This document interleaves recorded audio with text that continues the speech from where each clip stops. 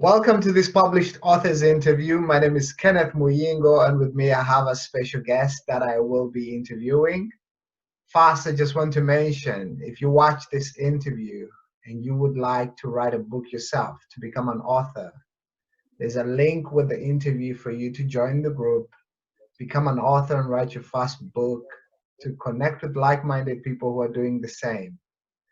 And with that said, I would like to get into the interview by asking my guest to say hello to our viewers and listeners and to introduce herself.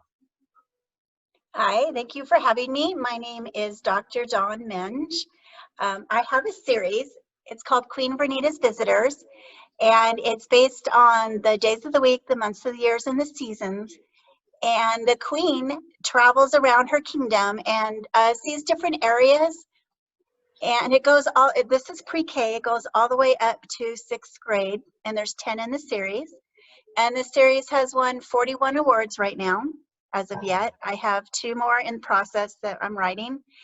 And you're talking about how to start being an author, and I teach special education, and I'm a professor at a local university. But this book came to light because it was an assignment in my credentialing class. I had to write a story and a board game on the days of the week and the months of the year. So this is what I did. Wow. And originally it had my students in it. And we did little skits and went around our local community to teach our students about, or other students about my students that have the disabilities. So like a lot of teachers, I said, I want to publish a book. So I published it, self-published it, and immediately started winning. I won first place in the EV Awards, which is the Colorado Independent Publishers. Yeah. And I started getting interviews, and they said, well, what's your next book? I'm like, that's it. That was what I was doing. So I decided to go ahead and do some more. So like I said, I have 10 out now, and it's been hard. I mean, it's a lot of work. I don't think people realize how much work it is. Yeah. You know, they think, oh, we just make a children's book and you just send it out there, and it, no, it's a lot of work. You do a lot of getting it out there and promoting it, a lot of, on site, in schools, events. And so, but it's a lot of fun. Amazing. And when did you write the first one, Dr. Dawn? Okay. This one, I think, was originally written in 2005. I published it in 2008. Wow. Yeah, so I try to do like one a year. But since we've had this pandemic thing and I'm a teacher, I've been home. Yeah. So I'm like, oh, okay, so this is a great time for me to get some work out. So I actually, since we started this in March, I've got working on 4 books. I've got 1 out and 3 more are in the works. So when I go back to work, I'm not going to have the time and energy to do this. So I thought, I got to do it now. Exactly. So the series is called Queen Vernita. Yes, and it was named after my grandmother. When I decided to publish it, what I did was I named it after my grandmother, who was an astute businesswoman and a world traveler, because the queen travels. And everybody in my book is a real person. Like, this is my nephew. Yeah. And then this one, Jeremy, this was my son. What? Yeah, and then this one is, this is my daughter, Nicole. Amazing. Yes, and then this one is, and I don't, unfortunately, I sold all of my books and I don't have any of my other ones I'd show you, but, and then this is the queen. That's not the page I wanted to show you though. This December is my granddaughter, Tyler Ann, when she was little. She's 16 now. Wow. But in my other books, I have included, everybody in my books is a real person. So everybody the queen meets is a real person in my life. But I included some of my students and my friends' children who have disabilities. Yeah. And the format of the book is that, see, this is March. Yeah. So in March, Dana comes and they do 7 activities. Yeah. So I have one on New Orleans. And so one of the pages would be on the alligators. We went in the bayou and held the alligators. So that's one of the pages. So there's 7 facts about alligators. And we did the plantation. So there's 7 facts. So each month is a new subject, a new friend, and 7 facts about that subject. So when I just did on the volcanic islands on the main island of Hawaii, so I put my student in, and his name is Connor, and so he's teaching the Queen about how to use his communication device, and so there's 7 facts about it. Wow. And then I have a little girl in there. She's making lace for all of her friends, and she has Rett syndrome. So we talked about Rett syndrome, and I have one that we talk about Down syndrome and visually impaired. So they're not in all of my books, but I've included some disabilities because this is what I do. And it's just like a little snippet of the information about them, or about an alligator. So if you liked an alligator, you would go look up alligators, and get more information. So great idea. Like there's real characters and just makes the whole book come to life. And every activity, like in my volcanic one, I have swimming with the sharks, and we actually, my family and I went swimming with the sharks. And I have a new one, a Christmas one that just came out, and we took a train from a little mountain community to the Grand Canyon. And so this train ride, it's the train ride, so that she goes through the whole year, and at the end she gets to see Santa Claus because we did the Polar Express. And so that one is pre-K to 1st grade, but everybody in my book is a real person. They all went on that trip. And so that's how I format my books. They're all based on. That's great. And you said the original idea came out of an assignment. Yes.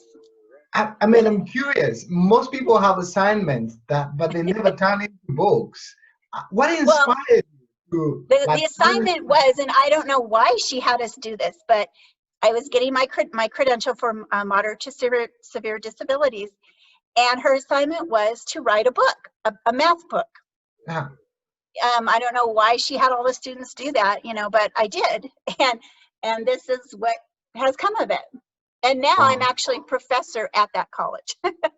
So, yeah, I went on to complete my PhD in curriculum and instruction, and now I teach the future teachers, and I really love doing that. That's great. It's so as far as choosing the topic for the book, you would say it was out of the instructions that you got for the assignment. Yeah, the format and everything for this book started from that, and then now the new books start from my actual adventures. So, like I have a friend who lives in Kona, and I went there quite a bit.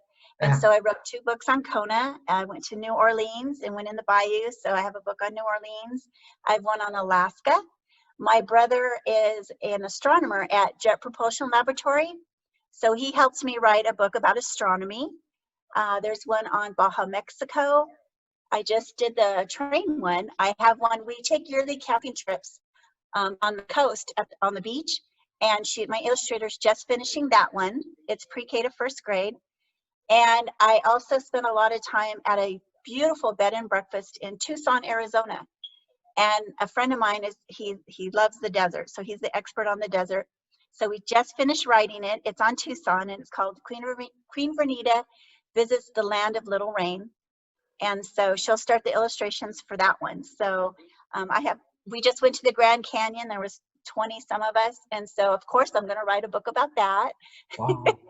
Wow. So they have a lot of facts in them, so they're very good. They're very educational, but I like to encourage adventure and curiosity, and to know that you can go out there and you can try something. So and to be active. And like when I listen to your story, Dr. Dawn, the way you share it is like you have an experience and then you turn it into a book idea. Yes. You set out with this idea in mind that you are going on this experience and it's going to be a book idea, or does that come afterwards? It goes both ways. Sometimes I will go look at something with the intent of putting it in the book. Like we went to the Grand Canyon. There was 20 something of us, but my children actually set that trip up. I just went along. But of course, after everything we did, we rode bicycles, we went swimming, we hiked. So of course, that's all going to be in the book. It's going to have all the geological information. But we went to the Grand Canyon Caverns, and I found out you could spend the night there. So now I want to go back and spend the night so I can put it in the book. And they have a glass walkway. I'm afraid of heights, so I won't go on it, but I will go with someone and they can go on it and I'll just watch them. But I need to go there to see it, to put it in my book. So I will go somewhere with maybe a thought, oh, this might be a good book, and then think about like what I might want to write. And when I get there, you find out all sorts of different things that, you know, maybe not everybody knows about, and then that's what you want to put in the book. So I do a lot of traveling that has nothing to do with my books, but a lot of times I'll find something like next week it's our fall break and we're all going to go to Zion. It's beautiful red rock and formations, so I probably will write a book about that. My children are getting very used to this, all my family, because we actually take the pictures that we take from our trips, and my illustrator makes it into an illustration in the book. Wow. So yeah, they're the actual pictures. So, you know, now my family's kind of getting used to it. Okay, we're going to be in Mom's book. So. Wow, that's a great idea. So like, while other people would say, yeah, I struggle with book ideas, it's like they're all around you. Yes. Well, that's the best way to have an idea for your book, is your personal experiences. It's really hard to just, you know, make something up without ever having experienced it. And so for me, it's easy because I love to travel and I'm traveling, and it's like, wow, I really would like people to learn about this. Like I have one about the coastline of California. We took a road trip up the coastline, and so the Queen took a road trip up the coastline of her kingdom. But I do a lot of events in Arizona, Phoenix, Arizona. And so I actually sold a lot of books to families who were coming to California to go along the coast so that their children could read the book as they were going up the coast. So it's a good educational book, you know, but it's still got a lot of adventure and a lot of excitement in it. Wow, that's great, Dr. Dawn. It's so if somebody's watching us and for them they're like, yeah, I would like to write, but I struggle with like coming up with ideas for what to write about. What would you share with them, knowing what you know? I would say that you need to focus on your life, and that's where your story is going to come from. That's what I think. It's going to flow easier if it's coming from you somehow. An experience, a personal experience that you had, maybe a personal experience maybe your friend had or a family member, but it will have more authenticity if it comes from you somehow. It's going to come from your heart and your soul, and then your readers are going to connect with that. You know, it's like my readers, they really connect with the fact that these are real people. And you know, and they can see the people on my websites and like, oh, okay, you know, she's not making this up. They really went swimming with the sharks, or she was really holding a baby alligator, you know, or she went whitewater rafting. You know, it's not like, hey, you need to go do this. It's like, no, we went and did this, you know. So if you're trying to find ideas, you've got to look around you. There's a million ideas just in your life. You just don't realize it. You know, you might think you have, you know, there's a lot of children's books like on bullying, you know, like if you were bullied, you know, they need to hear that. They need to hear that you had that experience too. It wasn't just, you just made this up and this is what happened. No, it actually happened to you. And then there's a personal connection with the reader and the author. And that's what you want. Indeed. And did you really hold a baby alligator? Yeah. Look on my Facebook. It's on my Facebook. I actually held two. Yeah. Yeah. Oh no. Oh gosh. That was something else. We went to New Orleans. You're making me cry. Why? Why? I petted a shark in a shark cage. No. We went down the bayou in New Orleans, and it was on a jet boat, and it actually raining and thundering and lightning. So we had to hide under the moss until it stopped lightning. So I was a little worried about that. But then this man in these overalls that was driving us pulls up on like a pile of like weeds, and he starts making this noise. And we're like, what is he doing? And these eyes, these big eyes, you see the alligator eyes like on shows that they come out of the water? They really do that. They were coming up out of the water, and he was feeding them. And there's pictures on my Facebook and my Instagram. I have to check this out. It really happened. But so these alligators came up, and he's feeding them, and they were like 2 feet from him, and they were huge. So when he was done with that, he pulls out this ice chest and pulls out a baby alligator and hands it to us. And I'm holding it, and I'm petting his stomach. And it was really neat. He was like about that long. And then we went on an alligator. Yeah. Well, you know, it's like when I was with the sharks, we went in a shark cage off of the North Shore in Hawaii. And I was with my sons inside the cage, and my daughter was on the top, and she was feeding the sharks so they would come. And they weren't great whites, you know, but it was fascinating. But you're just so fascinated by being that close that, you know, we kind of stuck our finger out and like touched them when they swam by. I mean, afterwards you kind of think, well, maybe that wasn't such a great idea, but no, and we went to Tahiti, and we were swimming with the manta rays, which it's on my website, and they would come right up on you like this, and they were huge. But the guy goes, come here. And so my son and I, he was 16 at the time, we went over to this deeper part of where they were, and there were sharks swimming freely and manta rays. And so we got some pictures of them, but there was probably about 12 of them. And it was just so fascinating. And he says, don't worry about it. They have plenty of food.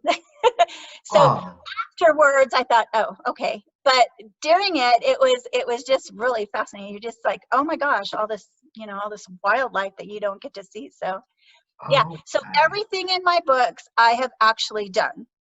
I make sure I do it. Fascinating. Except surfing. I can't surf because I have a bad knee, but I'll just live vicariously through someone else. But no, everything else I make sure that I do. It comes from my real life experiences.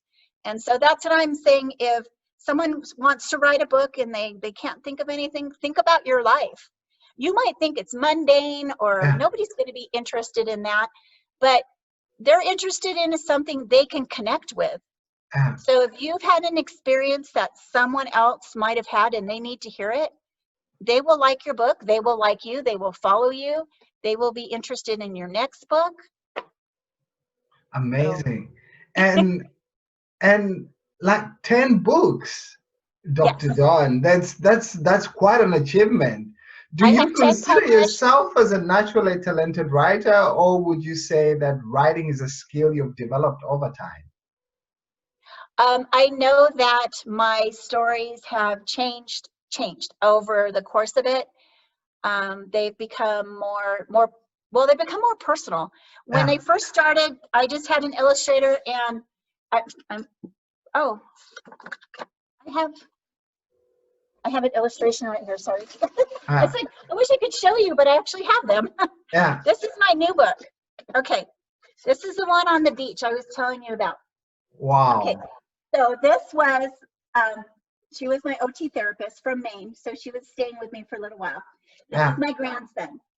It's backwards. It's hard to point. Okay. So when we were all in seclusion and we started to go free, we went to the beach. She wanted to see the beach, and we were actually trying to see the red tide, and it turned blue and glowed in the dark at night. Wow. I never got to see that part, but I saw the red part. So we were kind of chasing it around a little bit. But we were walking down the beach, and you weren't allowed to stop on the beach. You know, that was when we were still, on lockdown or whatever we want to call it. So we were walking along the beach. My grandson was swimming beside us, and a huge jellyfish came up on the water. So she was actually trying to jump over it. This really happened. She was trying not to step on it. So I'm like, okay, you're going to be in the book. So this is how this illustration came out. The jellyfish really came out. The bird The bird was there. This is my grandson playing in the waves with us walking. And this is Trish jumping over the jellyfish. So this is Wow. how it happens. So this is my new one. It's going to be pre-K to first grade. Ah, In this one, there's an ostrich farm.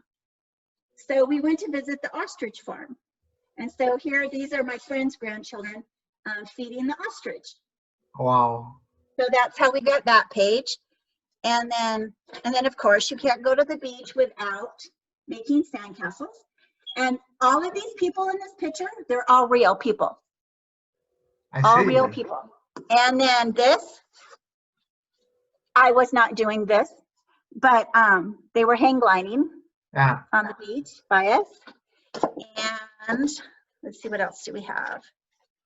We have, oh, where's the raccoon? Oh, and then one thing we always get when we're camping is the raccoons. They come at night and they get into everything. So this is going to be a page on there. yeah. And of course, the campfire and the s'mores. Ah, And let's see. Yep, and that's all the ones I have for that right now. But that's the book I'm working on now, and she's almost done with it. this is great. Yeah, so that's how they come about. They started. They weren't, you know, they weren't as personal. Ah, You know, this is my daughter.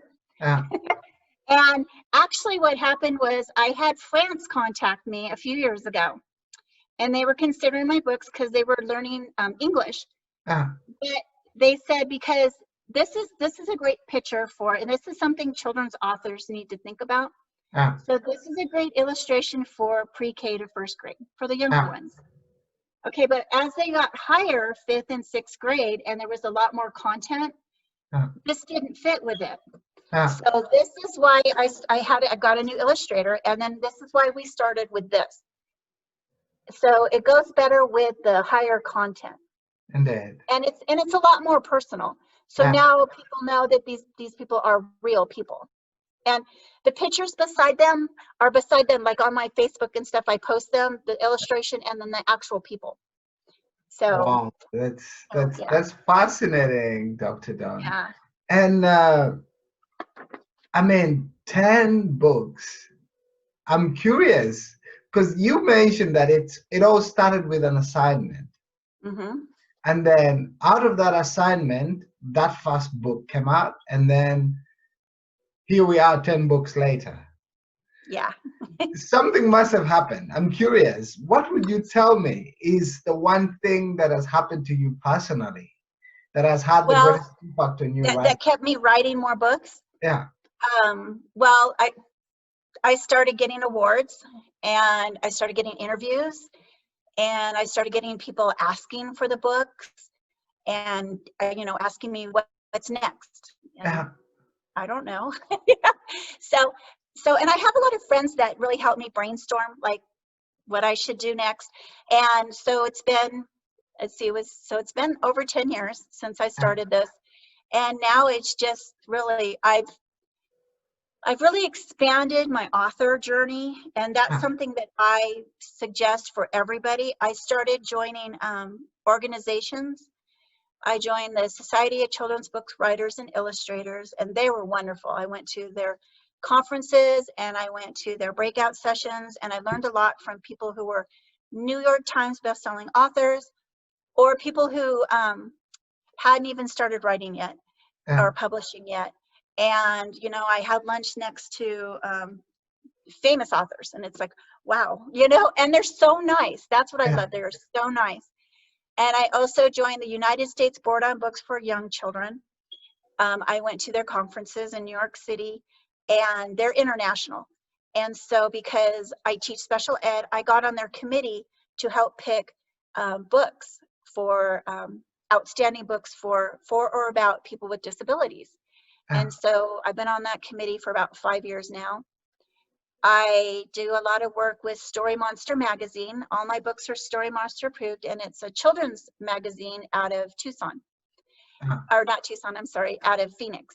And I write book reviews for them. I judge their literary contests. I go to their events. They help promote my books. I help promote them. I also, I do all sorts of things. I don't know. I do a lot of book events with the schools. You just have to expand yourself, and that's something that, Indeed. yeah. And so you learn all sorts of the different. You learn from the publishing side. You learn from the author side. You learn from traditionally published authors to self-published authors. What Indeed. I met a lot of was traditionally published authors who were doing really wonderful, but they also self-publish on their own. Yeah. And so it takes that stigma away from being self-published, Yeah. you know, because they're doing it. You know, when I first started, you know, it wasn't very popular to say you were self-published, you know. Yeah. But now there's a lot more expertise out there that are actually doing it.